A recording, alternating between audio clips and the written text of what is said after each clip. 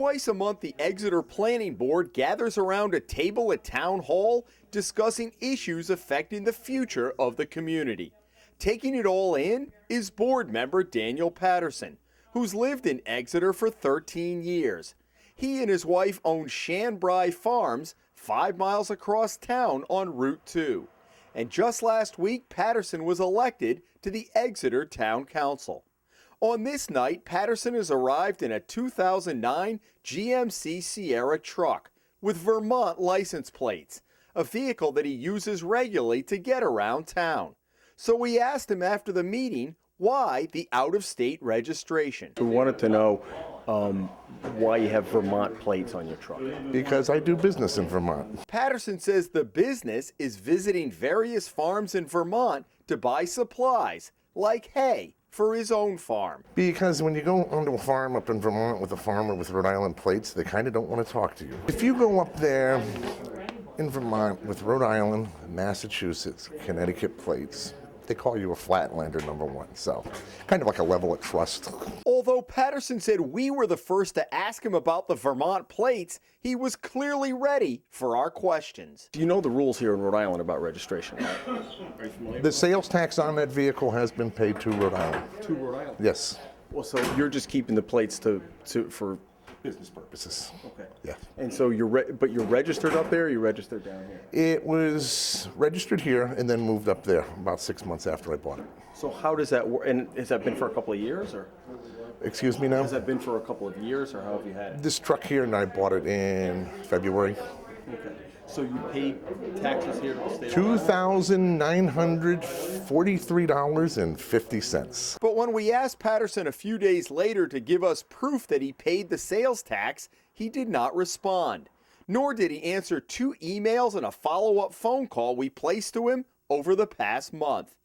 Even if Patterson did buy and pay the sales tax on the vehicle in Rhode Island, the registry tells the Hummel Report he is violating state law by having Vermont plates on the truck when he lives and works in Rhode Island. If you're a resident of the state, you live here and you either live here and work here, or you live here and your children go to school here, you've got 30 days after you've been in the state to get your car registered in Rhode Island.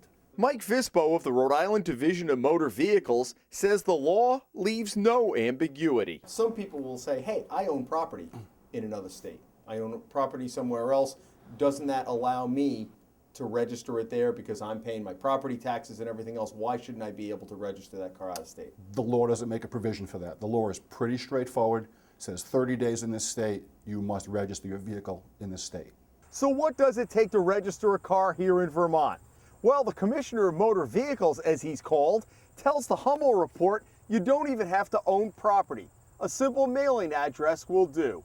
And perhaps more attractive for Rhode Islanders, there's no car tax. And Patterson was a little more vague when we asked him about property taxes for his truck in Exeter. And then it's registered here with the town too for property tax terms? It will be for the first 6 months it was here, yes. Will, meaning that it's not going to be later, or it will be? However they do it, the tax rate here. According to records at Town Hall, Patterson has 2 vehicles registered in Rhode Island under his name.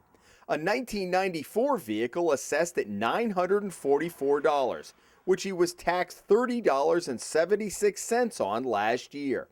And a 2003 vehicle assessed at $1,260 that cost him $41.06 in property tax last year. Patterson told us he bought the Sierra truck in February and paid more than $2,900 in sales tax, which would put the sales price at more than $40,000. The tax assessor in Exeter tells the Hummel Report Patterson's truck does not show up on the tax rolls. If it were taxed at $40,000, he'd have to pay $1,300 in property tax. If it were taxed at $30,000, he still would be responsible for nearly $1,000. Vermont has no property tax on vehicles.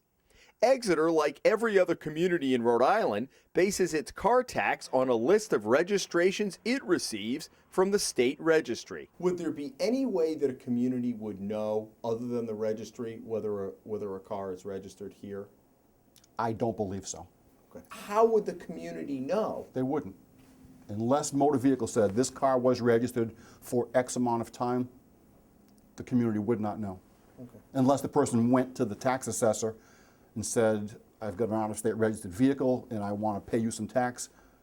But normally, the process is we tell the cities and towns what was registered, to whom, and for how long. But that scenario seems pretty remote, that somebody's going to walk into their local... Seems extremely remote. And with the General Assembly's elimination of the car tax exemption, nearly every motorist is paying more in property taxes this year. Bottom line is, it's revenue. It's for the revenue. state. Everybody that's registered out of state that shouldn't be, it's costing the state money on the local level, and that, funnels into the bigger picture.